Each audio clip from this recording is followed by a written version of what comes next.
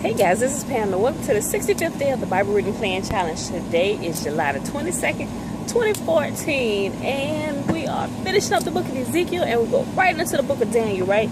So now, if you guys know about Daniel, Daniel is one of my main men. You know, I read the book of Daniel a lot, and shucks, I've read the book of Daniel, I don't know how many times, and probably because I have some of the same gifts that Daniel has. We all know that Daniel has the ability to interpret dreams and visions. God has given him this this particular gift. Now, he didn't get the gift based on him being all good or whatever. It's at the Lord's will, you know, and he doesn't just interpret at any given time. He actually gets the interpretation from the Lord. You know, he seeks the Lord, and God gives him the interpretation of the dream that he has given to the king or whoever, you know. So that's how that gift works. A lot of people think you have that gift, you can just interpret a lot of times at will, and sometimes you can just interpret things.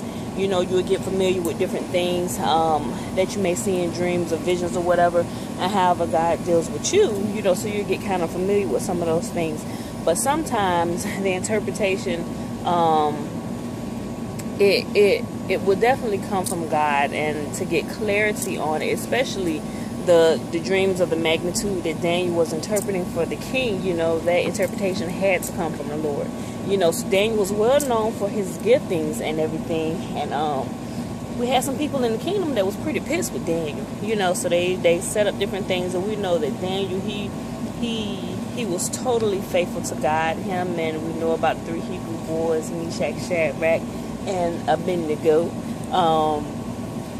They were faithful to God, and they didn't even defile themselves with the king's portion of meat. They were allowed to eat fruits and vegetables and, you know, pretty much a plant-based diet, you know, so they wouldn't defile themselves, and it actually helped them stay sensitive to God and his precious Holy Spirit, you know, and he used them, and they became some of the most favored men in that entire kingdom, and they were in high-ranking positions of authority, you know, so when God needed to use them at any given time, they were there in position to do that, you know. So today we know that they set up some of the guys in the kingdom that were kind of jealous of Daniel.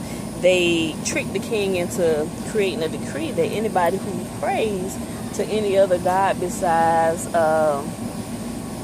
the king, you know, they would pretty much be thrown in the lion's den. And they knew Daniel every single day, 3 times a day. He knelt in his window and he prayed before God. You could actually see him if he was walking past his place, you know. So they caught him doing that. They ran to the king, look, you're doing it or whatever. Then the king became kind of sad because he loved Daniel, you know, and he knew Daniel wasn't up to no good or whatever. But anyway, threw him in the lion's den because the decree couldn't be revoked or whatever. But when the king saw that God closed the mouths of the lions and he was not harmed, everybody that plotted against Daniel, they were actually thrown into the pit, them and their entire household, and they were eaten alive by the lions or whatever, you know. So guys, I want you to think about today your life and different things that you may go through. Are you totally sold out to God like Daniel was, even at the very point of losing your life? I'm not saying that you will lose your life, but in some of the coming days, some people will lose their lives literally for serving and being faithful to God. But is your relationship with God that strong where you be willing to do that, and you will go against the decree in order not to dishonor or disobey God? You know, so I really want you guys to think about that today,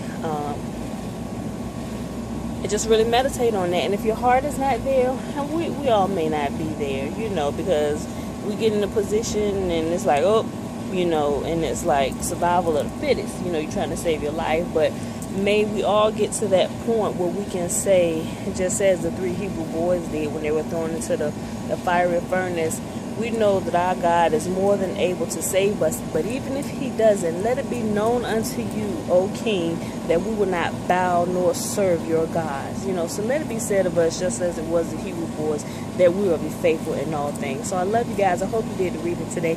If not, go ahead and get it done. And we're almost finished. When we get to the end of this 30-day cycle, we'll begin again. Genesis all the way to Revelation, guys. We will continue these 90-day cycles for as long as we shall remain here, and we can do it. So I love you guys.